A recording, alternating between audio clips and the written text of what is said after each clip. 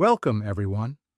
You know, sometimes you come across ideas that really challenge the way we think about uh, our traditions. There's this notion that what most people assume about Christianity might be completely flipped. Yeah, absolutely. So here, the idea is um, that Christianity isn't really about worshiping Jesus in the way we typically imagine, right? Exactly. It's like um, the common conception is that Christianity is centered on singing praises and, worship rituals. But what's shocking is that in the original teachings, Jesus never said, "Worship me." Instead, he was urging his followers to follow me. Yep, that's fascinating. So let me get this straight. If we peel away everything, what Jesus is really asking for is active discipleship, not just some sort of ceremonial admiration. Precisely. The Greek word used is akolathio, which, importantly, doesn't mean simply believe or admire.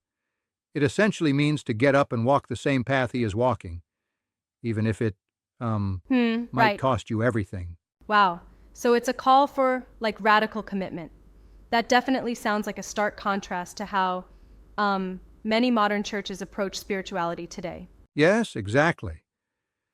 It's almost as if our modern approach has turned a once dangerous discipleship into um, a weekly concert. We sing our praises, but we don't really live out his example. And there's this idea that our society, and even the church, has shifted the focus from following his example to, performing his worship. Yep, right. It's like someone somewhere along the way made a conscious decision to change the center of Christianity, from a life of gritty, challenging action to a kind of, religion of ritualized worship. Mm-hmm. And I'm intrigued by that. If you think about it, isn't there a critical moment early on? I mean, where did this shift actually start? Exactly, there is. It really starts with how the teachings, especially in texts like the Gospel of Matthew, direct followers. For example, when Jesus talks to the rich young man and tells him, "If you want to be perfect, go, sell your possessions, give to the poor, then come, follow me." That's akolotheo in action. Yeah. So that's like a direct challenge to live out a harsh, sacrificial lifestyle instead of just admiring him from a distance. Right. It's not a mere metaphor, it's a call to action, a radical transformation of one's life. And it's interesting because over time, that message got diluted. Instead of embracing the cost and struggle of discipleship, many turned it into a more convenient faith. Mm, sort of like worshiping the idea of Jesus while leaving the hard parts behind. Exactly. And here's the kicker: this transformation wasn't accidental. When Christianity became intertwined with the government, with the Roman Empire, there was pressure to make the faith less disruptive. Right. So when Jesus said, "Follow me," he was essentially offering a path that um, would have contravened the expectations of empire building societies. Absolutely. It's like the message of dangerous discipleship, which involved loving enemies, living simply, even loving those who opposed you, was too, radical for the empire.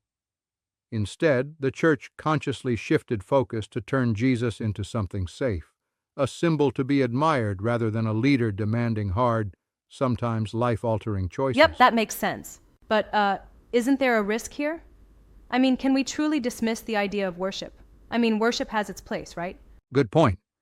But here's where it gets tricky. Worship in itself isn't evil. It's when worship, in place of active following, stops us from living out the principles he preached. It becomes idolatrous. Imagine worshiping a picture instead of actually caring for the people around you. Yeah, exactly. So, if you're worshiping Jesus just by, say, attending church every Sunday, you might miss that deeper call to discipleship, like the kind that asks you to sacrifice material comforts and truly engage with the world around you. Precisely. It's Almost like there's a line. If you just admire or perform rituals, you're comfortable. But truly following him means being on active, even if dangerous ground. Mm-hmm. And it's really compelling because it challenges our comforts. I mean, following him, the original mandate, means sacrificing your very life sometimes. Isn't that right? Exactly. And that's where the tension lies. Modern Christianity often turns discipleship into a manageable, sometimes even consumer-friendly experience. It's less about risking your life and more about, worshiping from your pew. Right, yeah. It makes me wonder.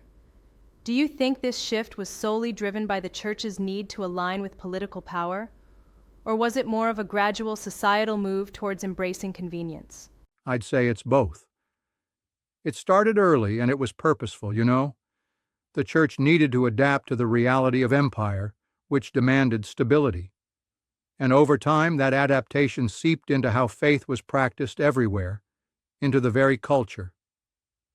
That's an interesting take. So then, our current form of Christianity could be seen as a kind of sanitized version of what it meant to be a disciple of Jesus. Not a complete rejection of his teachings, but a watered-down version that's easier to maintain. Exactly. It's like we've transformed a life-changing invitation to follow me into an invitation to um, just admire from a distance. And that, in a way, is what Jesus warned against when he said, "Why do you call me Lord, Lord, and Yeah, I not see do what what you I mean. say?"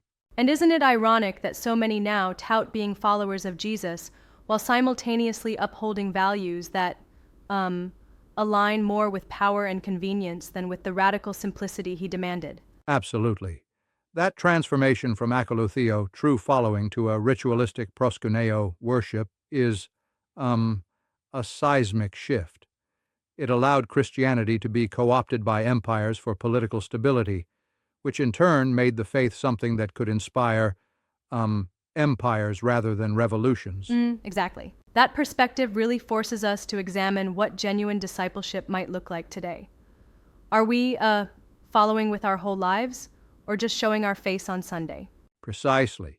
It's like having a ticket to a rock concert, uh, where you're clapping and singing, but not actually headbanging or um, feeling the energy of the live performance. Following Jesus means putting your body on the line. You're out there, in the midst of struggle, not just Right, I applauding from totally a get it. safe distance. And that's a hefty challenge. I mean, how many of us can even imagine sacrificing our own comforts, our pursuits of wealth, maybe even our personal ambitions, just to embrace that kind of radical faith? It's tough. It's like uh, life's hardest workout. At first it feels overwhelming and exhausting, but the transformation is real if you commit. And yet, because it's so demanding, many choose the easier route: worship instead of following, Yeah, performance instead of practice. I can see that. And I guess that's why the modern application of Christianity sometimes ends up defending things like wealth accumulation and power structures, even when that's totally opposite to what the teachings originally called for. Exactly. You hit the nail on the head. It's like the church changed the narrative to suit the empire's agenda, transforming a life of radical discipleship into a ritualistic, comfortable faith. This lets people believe they're being true to Jesus while still living very much within this system that discourages real change. You know it. And while this critique is a bit radical in itself, it's a necessary one. It makes you wonder, are we as individuals really challenging ourselves to follow a path that might be costly, or are we just caught up in performance? Absolutely. It forces us to ask, are we on the road with the likes of the early followers of the Way, or are we comfortably seated in an auditorium applauding a past once lived? Indeed. It's a call to action, really. A reminder that following can be uncomfortable and, well, even dangerous at times. But it has the power to transform not only us, but our entire world. Right, folks? It's a challenge to leave just clapping and instead to rise up, sacrifice, and follow a truly transformative path. And if this kind of thought stirs something inside you, maybe it's time to reflect on what it really means to follow instead of simply worshiping. Absolutely, no doubt about that. There you have it, a provocative look at how one tiny shift in emphasis can change the trajectory of an entire faith tradition. It's a conversation worth having, and definitely one that invites us to re-examine not only our religious practices, but our everyday lives. Indeed. So as we wrap up, remember, following isn't a passive act. It's a dynamic, often difficult journey that calls for your whole self, not just your voice in worship, but your body, your commitments, and yes, Right on. even your struggles. Thanks for listening, everyone. Take a moment to reflect. Are you truly walking the path, or just enjoying the encore from the sidelines?